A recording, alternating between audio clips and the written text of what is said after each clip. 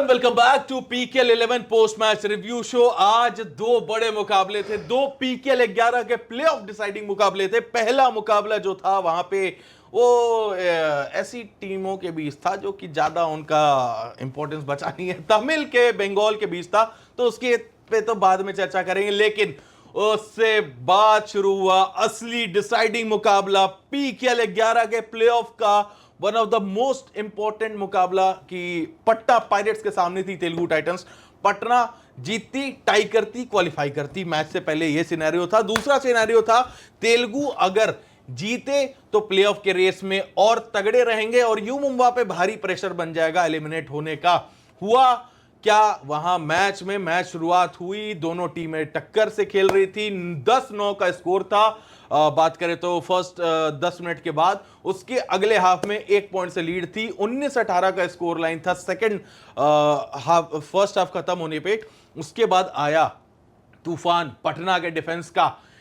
Super tackle opportunity on था और पहले विजय को सुपर टैकल किया, अगले रेड में पवन को सुपर टैकल किया, उसके अगले में आशीष नेरवाल को गेम सेट मैच कर दिया वहां पे। और अब 99.99% बाहर हो चुकी है तेलुगु टाइटंस। बस अब यू मुंबा अपने तीनों मुकाबले हारेगी तो ही जाके उनका कुछ जीतने पीकेएल प्लेऑफ में पहुंचने की सिनेरियो बन पाएगी। लेकिन उसके लिए अगला मैच जीतना भी पड़ेगा तेलुगु को। प्रीतम भाई, इस कातिलाना मैच के जिम्मेदार तो हमें जान गए, किसने जिताया, हरवाया किसने आपको लगता है आज? मैं देखो यही कहना चाहूंगा, जो एंड में जो सिचुएशन थी जी, मैच गिरफ्त में आता रहा जाता रहा, आता रहा जाता रहा, लेकिन यहाँ पे जब डिफेंस की जरूरत थी तो डिफेंस ने काम नहीं किया। अगर कृष्ण की बात की जाए या अंकित की बात की जाए या फिर अपने सागर की बात की जाए तो डिफेंस में बहुत वीक रही है तेलुगु टाइटन। प्लस पॉइंट बनता है जो अंकित, जो तेलुगु टाइटन के लेफ्ट कॉर्नर थे, वो जहां पे स्टार्टिंग से ही अयान आज खुल के चल रहे थे, बिल्कुल एक बेहतरीन गेम दिखा रहे थे, बार बार बीच बीच में जो मूवमेंट दिखाया।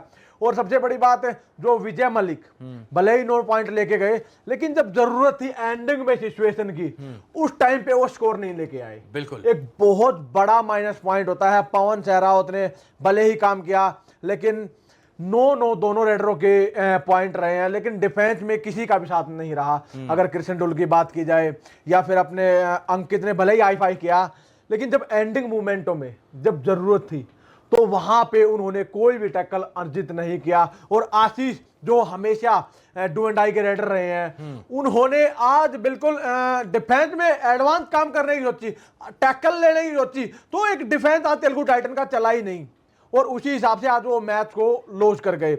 बात की जाए पटना पायरेट्स की, पटना पायरेट्स में देवांग और अयान की जोड़ी भले ही 4 पॉइंट थे लेकिन डिस्टर्ब बहुत किया डिफेंस को, बहुत ज्यादा डिस्टर्ब किया। ये नहीं पता था किस सिचुएशन में कहां से पॉइंट निकाल के ले आए, लेकिन देवांग भैया एक उभरता हुआ नया सितारा पटना पायरेट्स को मिला है और पटना पायरेट्स को बिल्कुल ऊंचाइयों पे लेके जा रहा है, बिल्कुल ऊंचाइयों पे लेके जा रहा है। अब यहां पे देखिए तो जयपुर जैसे ही 1 पॉइंट लेगी वो क्वालिफाई हो जाएगी। तो ये तो हमने पहले मैच की यहां पे बात कर ली, लेकिन अब चलते हैं दूसरे मैच की तरफ जो कि हुआ था तमिल बंगाल। बस नाम की उसकी रिव्यू कर सकते हैं, मैच का कोई इंपॉर्टेंस था नहीं। फजल के बिना एकदम दबा दिया, नस्तामुनूत कर दिया, वहां पे ठोक दिया, कील एकदम ताबूत बंद कर दिया आज तमिल तलाइवाज ने बंगाल वॉरियर्स। 60 पॉइंट तमिल ने लिए, मात्र 29 पॉइंट ले पाई बंगाल की टीम।